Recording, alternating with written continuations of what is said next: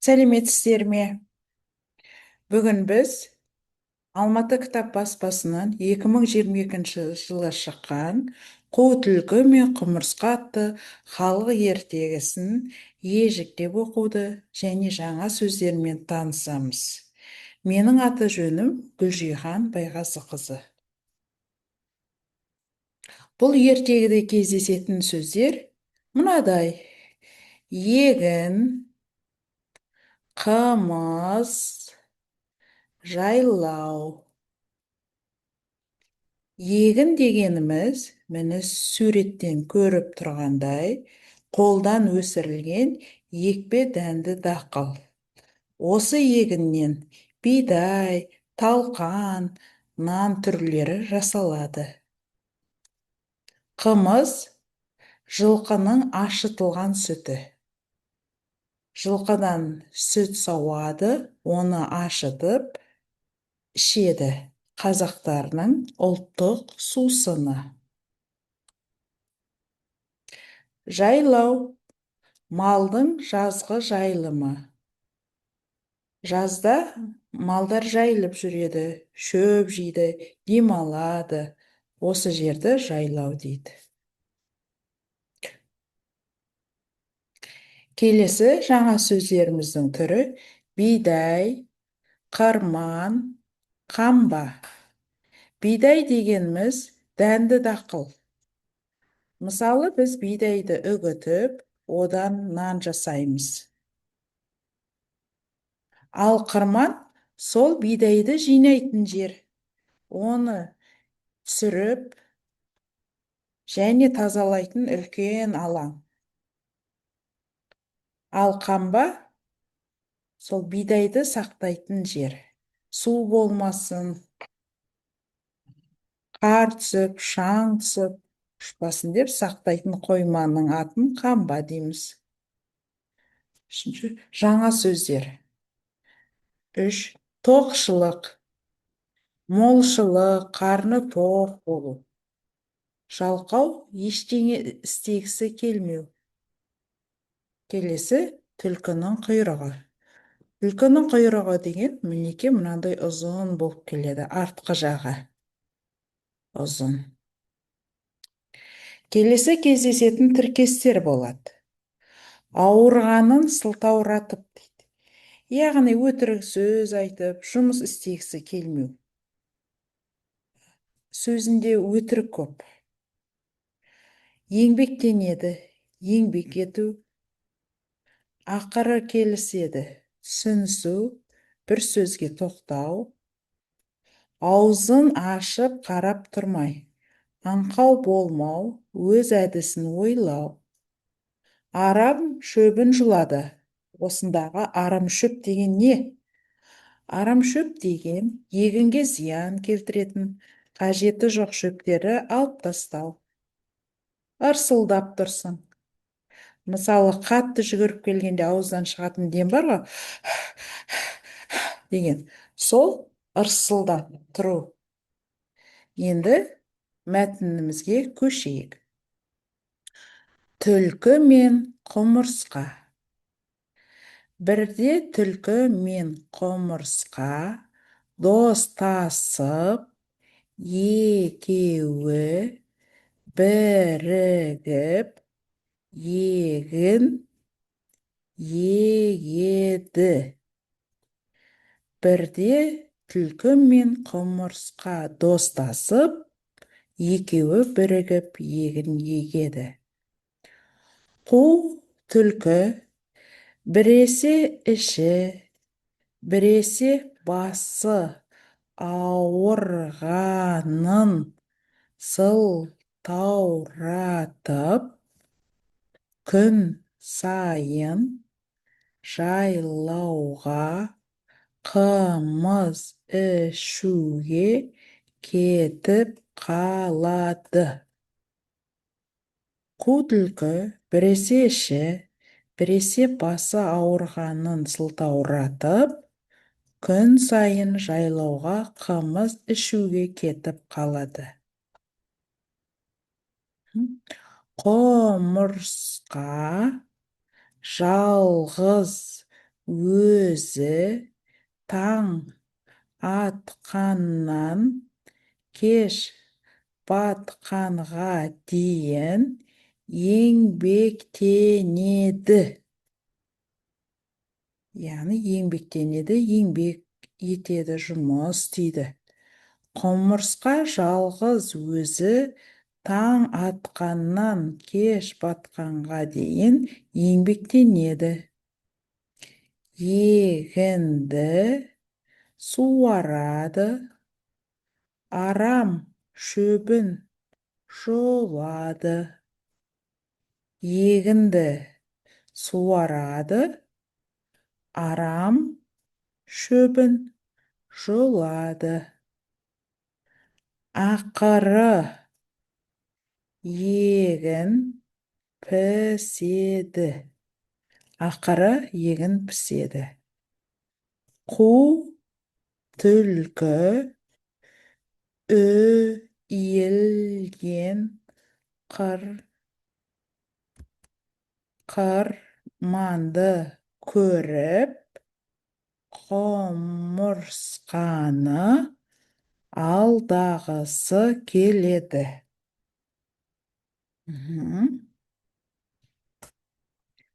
Сөйтіп, барлық егінді өзіне алмақшы болады. Сөйтіп, барлық егінді өзіне алмақшы болады. Құмырсқа досым, құмырсқа досым, осы егінді бөлудің қажеті бар ма? Осы егінді бөлудің қажеті бар ма?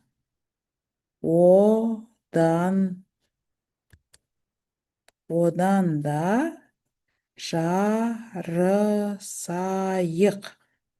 Одан да жарысайық.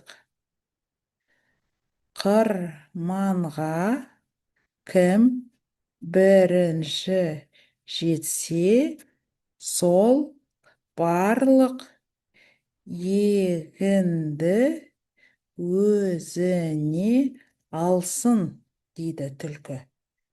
Қырманға кім бірінші жетсе, сол барлық егінді өзіне алсын, дейді түлкі.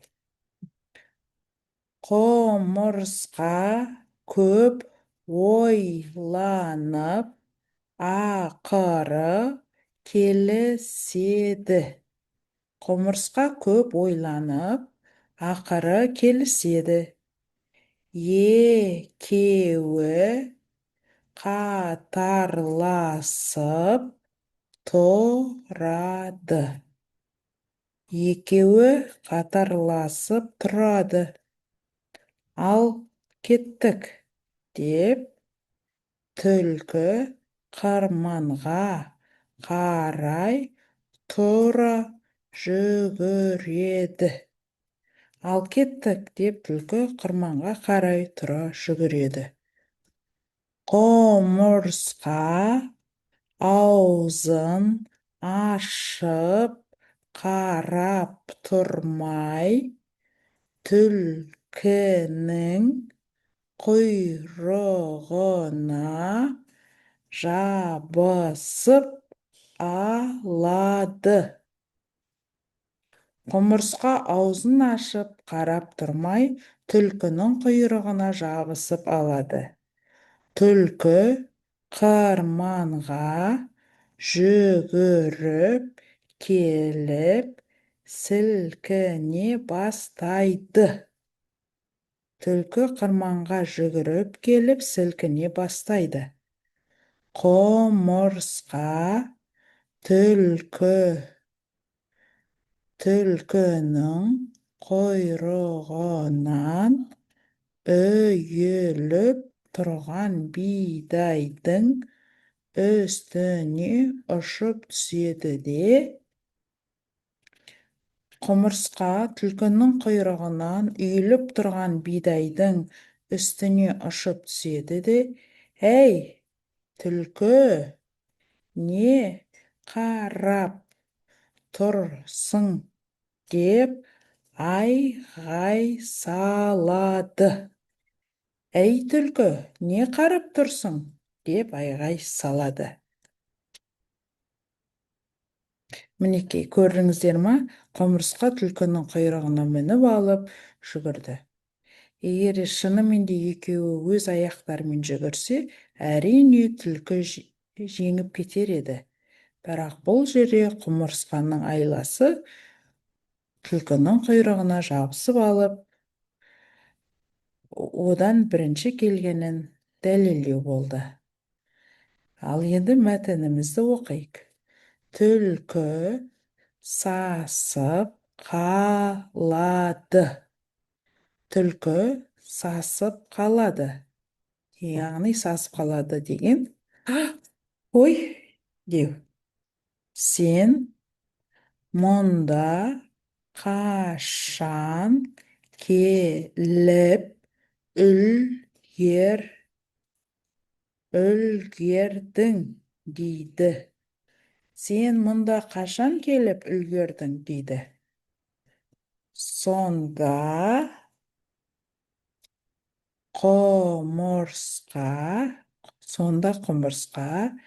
мен келгелі қашан, тіпті демалып та үлгердім.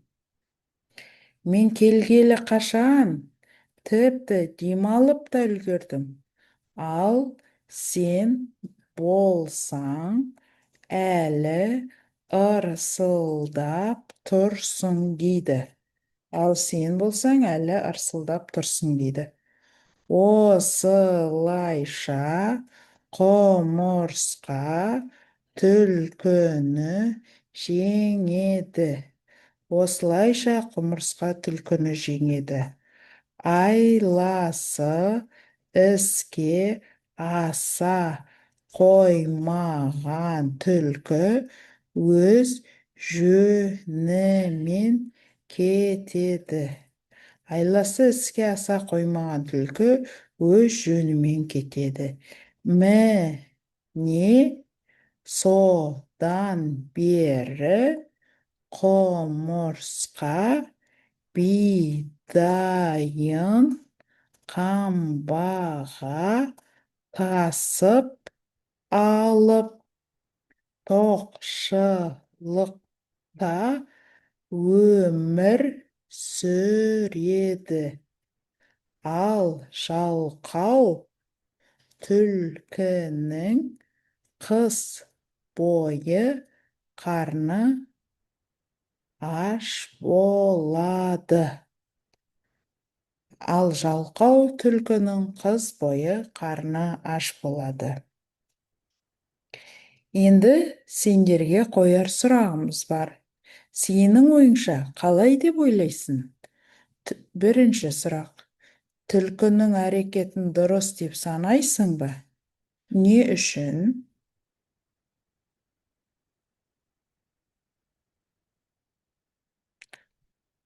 Екінші сұрақ. Құмырсқаның әрекетін қалай бағалайсың? Не үшін? Бұл ертегіде әділдік, еңбекқорлыққа қатысты сөздер мен сөз тіркестерін атап айтып берші.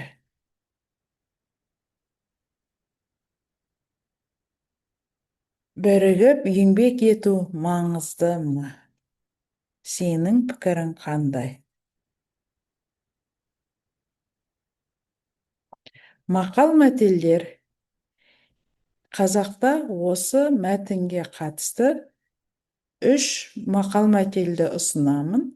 Осыны жаттап алыңыздар, және өз тараптарыңнан тағы басқа қандай мақал-мәтел айтар едің. Біріншісі, еңбек етсең емерсің. Екінші, Бейне түбі зейнет. Үшінші, бірлік түбі мереке. Осы мақал-мәтелдер туралы өз пікірлеріңізді айтып беріңіздер. Назар қойып тыңдағандарыңызға көп рахмет. Сіздермен бірге Гүлжихан апайларың.